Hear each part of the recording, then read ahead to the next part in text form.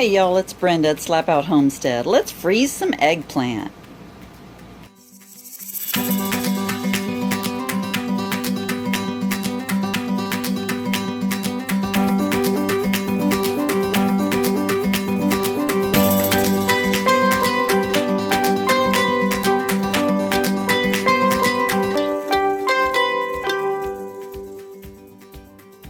So we have had another bumper harvest, and it is our eggplant. Can you see all that liquid sitting on top? We'll talk about that in just a second.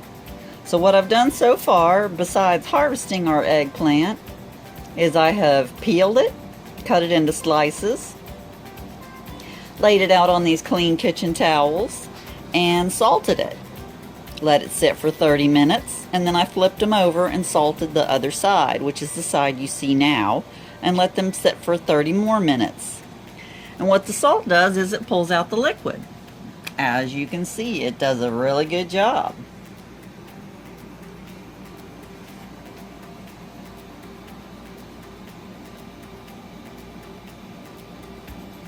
So next, I will pat them dry with my towels. And then I've got my assembly line ready.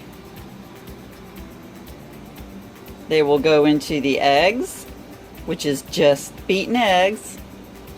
They will go into my breadcrumb mixture, which is Italian style panko and Italian style regular breadcrumbs. And the reason that I use both is because the panko doesn't fill in as well as a breading, and the other breadcrumbs, the smaller breadcrumbs, make up the difference so that there aren't any open places. Naked? I don't know. What would you call that? So after they go in the egg, they go in the breadcrumb mixture, both sides, and then they go on a cookie sheet, and then they go in the freezer for about an hour and a half. After the hour and a half is up, then they go into a freezer bag and I label it and it goes in the deep freeze. Simple as that. And I know there's going to be a day or two, or maybe even 10, when I'm going to be very happy I have these in my freezer ready to either bake or fry. To me, I use these as a meat substitute, as a cutlet, because I'm not really committing to any certain flavor, so I can go any direction I want to. I could put it with a brown gravy, I could put it with a cream gravy, I could put it with no gravy, I could put it with a red sauce and some, oh, it's making me hungry. Put it with some red sauce with some cheese on top and call it good. Mom used to use cracker crumbs, but you know, there was no panko at that time. And well, there probably was, but you would have to go to an Asian supermarket to get them, and who's going to do that? So she used just saltines, crushed them up. She did the same thing with the salt, same thing with the egg, and then into the cracker crumbs. And that's how we ate eggplant the whole time I was growing up. But now I have the option to use the panko, so I do. And the other thing I was thinking about was the plastic wrap. I use a lot of plastic wrap in my kitchen, and I just can't even imagine not having it. I looked up when plastic wrap became widely available in stores to where everybody was using it, and it was in the 70s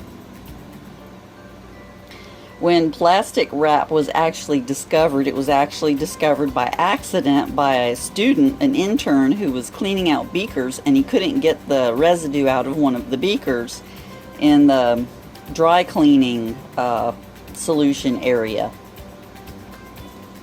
and they first used the plastic that he discovered to spray on the outside of military planes to keep, I believe it was to keep ice from sticking, I think. But anyway, it became widely available to us, and now we can use it for anything we want to.